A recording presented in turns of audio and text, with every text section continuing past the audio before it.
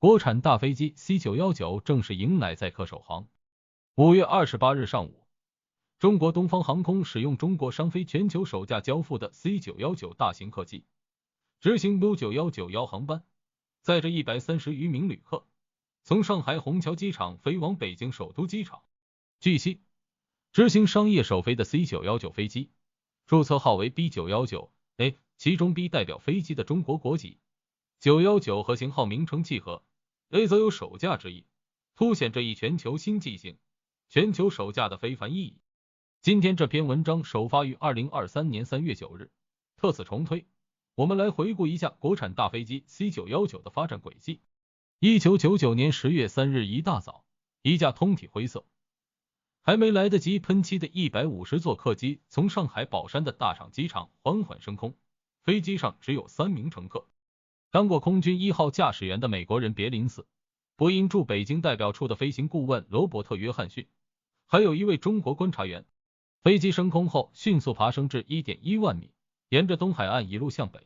飞到靠近山东半岛时又掉头折返，原路返回大厂机场。第二天，提前拟好的新闻通稿登上了各个地方日报的重要版面。中美合作 MD-90 飞机载沪首飞成功。1984年，上海汽车和德国大众的合资公司落地，技术换市场的桑塔纳模式登场，这启发了在运十项目上进展缓慢的中国航空业。航空工业部与美国麦道公司合作，引进了当时麦道的 MD-82 飞机产线，希望在民航业复刻桑塔纳的路径。从80年代中期到90年代中期，中美合作一共组装了35架 MD-82-83 飞机。以此为基础，1992年，航空部又与麦道签订了合作生产40架 MD-90 的合同，口径也从中国组装变成了联合研发。MD-90 是当时技术上相对先进的民航机型之一，中国航空工业的精锐力量悉数参与，上航、西飞、审飞、称飞各自承担了不同的零件和装配任务。1999年10月，MD-90 在上海总装完成后，首次试飞成功。原本的国产化率目标是 70%， 完工时达到了 90%。2000年2月24日，第二架 MD-90 在现场的鲜花与掌声中圆满试飞。然而，伴随着 MD-90 的升空，中国国产大飞机的梦想却一头扎进谷底。1997年，波音兼并了财务状况不佳的麦道，麦道生产线随即被关闭。随后，民航总局提出，国内 MD-90 飞机与波音同步停产。时值第一架 MD-90 在上海进入总装关键时刻，中国方面已经按20架飞机的需求采购了设备和材料，正在总装的2架 MD-90 原本应是起航，结果成了绝唱。2000年，第二架 MD-90 试飞成功的同时，数千名工程师正在附近的上海飞机制造厂里忙着销毁和 MD-90 有关的一切材料。按照波音的要求，4个飞机制造厂共计5万个图号的图纸，85吨的技术资料，700万字的功能试验文件，860万字的工艺标准必须清空。经历了运时的跌宕， MD-82-83 的蜜月，中国航空工业为之付出了无数人力物力的大飞机顿时陷入了迷茫。在大飞机验证飞行之前，中国民航飞机制造的历史已经踽踽独行了接近半个世纪之久。外资工厂、院所教授、政府官员、海归精英、资本掮客等一大批人物逐一登上历史舞台。这段错综复杂的历史大致可以分成3个阶段。坚强萌芽1970到1986年，运时计划，以首长专机为目标的高成本制造，商业化意识几乎为零。混乱年代1978到2000年，外资企业麦道登场与中国联合研发组装，象征着技术换市场的彻底失败。全面对决2008如今， C919 大飞机登场，核心零件外采加自主组装模式出现，市场化路线成为阶段主导。如果说芯片是工业和科技的皇冠，那么大飞机就是皇冠上那颗最显眼的明珠，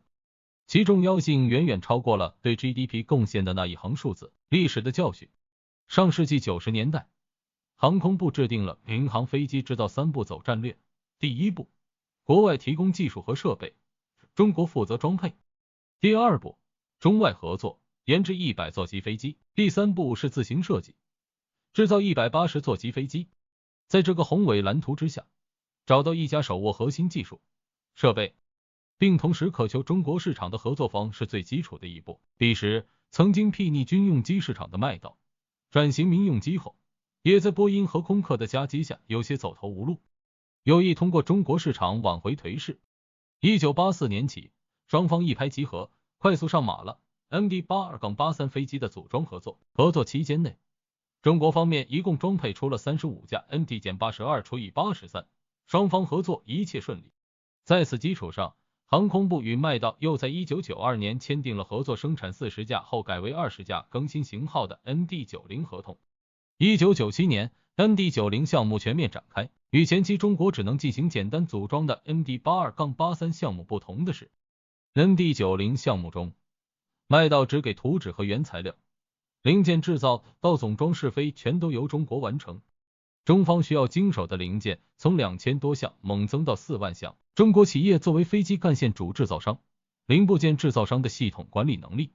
总装能力、工艺文件、工艺装备等等能力，也在这期间得到了充分肯定。没想到的是，一切都按照最初计划完美实现之时，老朋友麦道在这一年的元旦给中国人送上了一份大礼。1997年年初，第3次石油危机的余波加速了亏损20多年的麦道被波音合并，而与波音原本产品系列有冲突的 MD-90 项目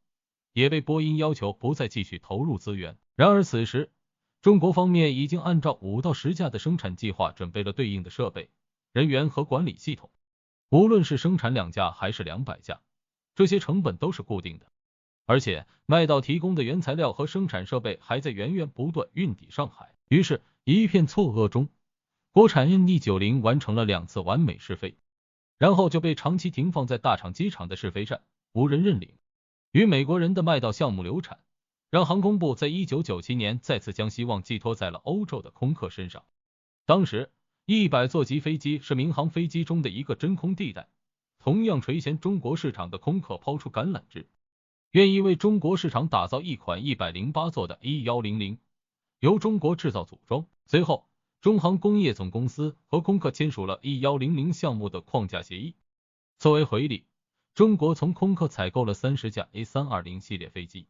正当中航宣布成立 E100 飞机项目西安现场指挥部，准备摩拳擦掌大干一场时，空客却开始频频发难。先是以中方能力有限、控股困难为由，提出超过10亿美元的巨额技术转让费，后又开始在国际舆论上造势，称100座级别的民用客机没有足够的市场，经济上不可行。可笑的是，对外宣布与中方合作的 E100 项目终止后，仅4天，空客就高调宣布了其自行研制的107座的支线飞机318，设计概念与 E100 完全相同，堪称借尸还魂。于是这场与空客的合作以一种飞机制造全落空，采购订单先送出去的诡异方式无疾而终。90年代提出的3步走，实际上只走出了第1步。组装的价值接连被美国人与欧洲人摆了一道之后，中国航空业确定了新的思路，一是不再寄望于海外的技术转移，二是先集中精力攻克更低技术难度的支线飞机，为自主研发大飞机探路。2002年9月，70到90座的 LJ21 支线飞机研制立项。时值91之后的全球航空业萧条，LJ21在这个背景中上马，可谓踩中了航空工业最后的机遇。美国航空周刊当时评价说，如果40年后中国在全球航空业发展成为一个竞争力强的对手，那么我们应该说，他们是从 LJ21700 飞机开始的。2007年，首架 LJ21700 飞机在上海总装下线，1年后成功完成首飞。有了支线飞机的研制经验，国产干线飞机项目也很快提上了日程，也就是 C919。不过，即便有 LJ21 作为基础，C919 从2008年立项到2015年总装下线，依然花费了近10年时间。2017年 C919 在上海首飞成功，浓缩了中国民航工业近半个世纪的浮沉跌宕。2022年12月，拿到国内适航证件的 C919 正式交付了第1架飞机，这意味着100小时验证飞行阶段完成后，国内乘客就可以乘坐 C919 了。从2017年试飞到2022年交付，恰好是全球贸易摩擦不断、半导体产业薄弱环节充分暴露的时期，风光无限的 C919也被波及成了舆论里的靶子。毕竟号称国产大飞机，国产却只体现在轮胎、隔音棉、地板内饰，发动机和关键机载设备却是清一色的进口。尤其在发动机领域，迄今仍被美国通用、美国普惠、英国罗尔斯罗伊斯、劳斯莱斯和法国赛风排列组合出的6家欧美合资公司所牢牢把控。比如 C919 现在使用的LP-C 发动机，就来自通用电气和法国赛风的合资公司 CFM。甚至出于商业竞争目的 ，CFM 给 C919 定制了一个盖中盖板，重量和长度都比波音的 B 型发动机增加了40%以上，推崇比太差，导致 C919 的航程只有4000到5500公里，而波音737 MAX 的航程有6000到7000公里，极大降低了国际航线的竞争力，争议也因此甚嚣尘上。核心零部件大多进口而来，到底能不能叫自主研发？实际上，飞机能组装成功，就已经是一种顶级制造能力。飞机制造本质上考验的是对几十万零部件进行选型、协调、管理的系统集成能力，以及整体设计规划和精密控制的水平。做消费电子，把 CPU、内存、硬盘等零部件往主板上一插，就是台能用的电脑。但造飞机，把发动机买回来装进飞机壳里，这玩意它飞不起来。1994年6月6日，西北航空一架飞机在飞行过程中解体，原因就是减震交换平台后面的倾斜阻尼插头和航向阻尼插头错插了一。RJ-21研制过程中，燃油箱的放油切断阀与辅助动力系统 APU 供油切断阀一开始被相邻安装，间距不足8厘米，但两者连接器型号和规格都是相同的，就存在差错的风险一。而一个飞机中，这样细碎的零部件足足有几十万个，与此同时，组装好之后还要做到完全不出错。举例来说，商用飞机有一个10-9标准，可以简单理解为，假如每周往返北京、上海一次，军用飞机的安全性设计标准是20年发生一次事故，商用飞机则是2000年发生一次事故。目前商用飞机技术水平实际能够达到的标准是6000年才发生一次事故一。C919 有几十万个集成模块，将这些零部件无缝对接，哪怕每个都是 99.99999% 的准确率，累积起来的正确程度可能也就只有 90%。 把发动机、航电、飞控、液压等系统集成起来，制造一架达到适航标准的大型客机，其难度绝不是 CCTV 科教频道里大爷自购零部件徒手组装飞机能够比拟。最重要的是，飞机组装也意味着零部件的自主采购权，带动的是整个产业链的进步。和消费电子不一样，拼起来的飞机本质上是一个供应链平台。RJ-21立项时，由于全球范围内新飞机项目很少，通用电气为了拿到发动机订单，在竞标时的报价非常低，并且主动推动国内的制造商合作生产。但到了 C919 研制阶段，一些发动机零部件就已经能在中国生产了。这其实也是决策者当时的预设。经历了 MD-90 折戟，无论是财政的投入力度，还是市场主体能够调动的资源，在当时从零开始研发大飞机无异于天方夜谭。在这种背景下，决策层制定了一个新的3步走策略。第一阶段，先主攻支线客机，取得 FAA 的适航证，力求具备市场竞争力。第二阶段，量产支线客机的同时，启动国产大飞机的研发，核心部件暂时从国际采购。第三阶段，同时自主研发发动机、机载系统，实现国产化，最终形成完整民航飞机产业链。这3个阶段中最难的恰恰是第2阶段，原因在于波音和空客的核心能力同样体现在于系统集成。波音787的国产化率只有 35%， 而空客的供应商分布在全球27个国家。用波音副总裁卡罗琳·科维的话来说，如果买来零部件就能轻而易举的组装飞机，世界上就不止波音、空客2大飞机制造商了，技术而商业。当然也有人质疑，军用飞机我们都能做到核心零部件自研了，为什么在民用市场还要继续给外国人送钱？一个反直觉的事实是，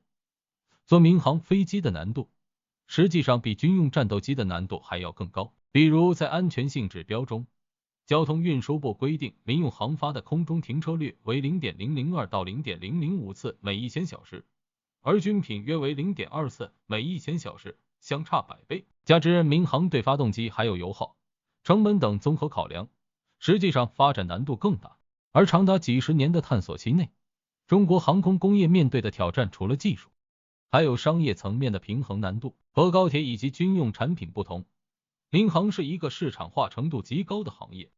就算各大航司有意使用国产，也需要先考虑自己兜里的预算究竟还有多少。与麦道合作 MD-90 时，原定生产150架飞机，全部由中方认购，但民航即使勒紧裤腰带，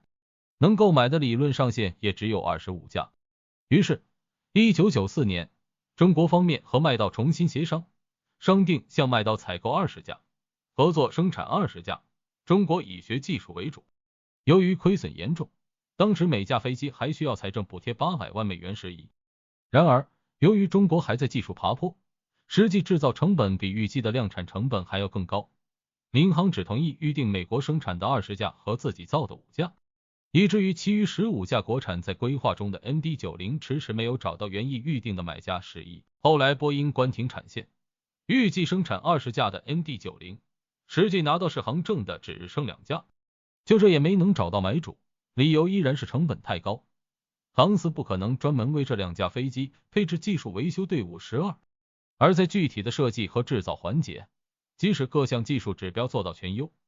民航客机的买主往往还要考量油耗和以及实际的航线规划等问题。民航工业史发展到今天，不乏技术上成功，但商业上失败的案例。2007年，空客推出了全面超越波音747的宽体客机 A380， 载客量迄今全球最高，航程也接近民航业最高水平，被奉为空客的家族明星。项目之初，业界一度预测 A380 能卖出1000架以上，然而这样一架明星产品却在短短14年后停产，老款的波音747却翱翔了半个多世纪。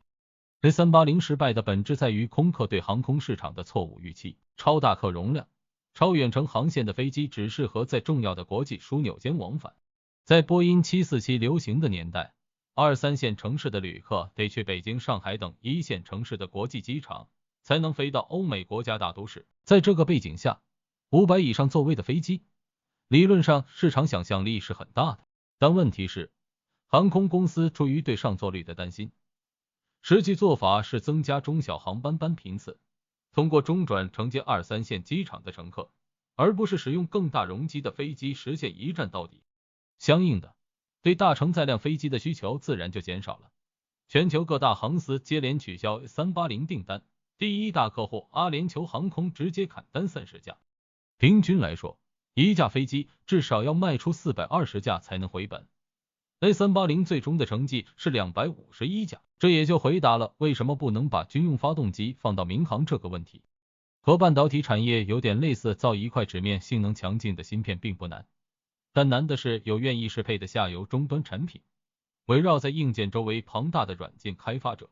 以及最终为研发成本买单的消费者，这里面市场是关键词。与此同时，航空发动机是个典型的渐进式创新门类。尽管中国在军用航发领域的研发经验长达70年，但对民航发动机的研究，从某种意义上来说是从大飞机立项后才开始的，和欧美相差了半个世纪5。对国产大飞机而言，发动机是又窄又险的独木桥，交付数量是绕不开的里程碑，两者都是必答题。尾声，波音747项目的总工程师乔萨特写过一本未了的传奇，记录了波音747从立项、研制、试飞直至交付客户的整个过程中许多鲜为人知的故事。1980年，乔萨特和一众波音高管来到中国，参观了模仿波音707设计生产的运十飞机。乔萨特在书中写道，当时有超过50个中国的工程师和政府官员陪同我们一起参观，我观察飞机，他们则好奇地看着我的一切动作，围在我身边，我盯着飞机的机身，机翼和起落下看的时候，我看哪儿他们也看哪儿。当我告诉他们我觉得运十看起来是一款好飞机的时候，他们如释重负。我感觉自己就像一个正在检阅部队的将军。航空工业之所以重要，在于其强大的外溢效应。在波音分包项目里吃尽甜头的日本人，曾对500项技术扩散案例做了研究，发现60%的技术来源于航空工业。如果将民用船舶业对产业拉动以1元来计算，那么家电为45元，汽车为80元，而大型客机为800元。而它的复杂性在于，每一点的进步都依赖精密的设计与大量审查和验证，以及在市场中换来的商业竞争力。波音的767分包订单几乎以一己之力带动了日本高端机床的成功。时至今日，787机体和机翼部分的几乎全部生产都在日本进行，但日本的 NRJ 支线客机项目在经历频繁的超支和超期后，依然胎死腹中。对中国而言，无论是大飞机的产业链，还是高端制造业的全球竞争力，依然是一门尚未结业的大考。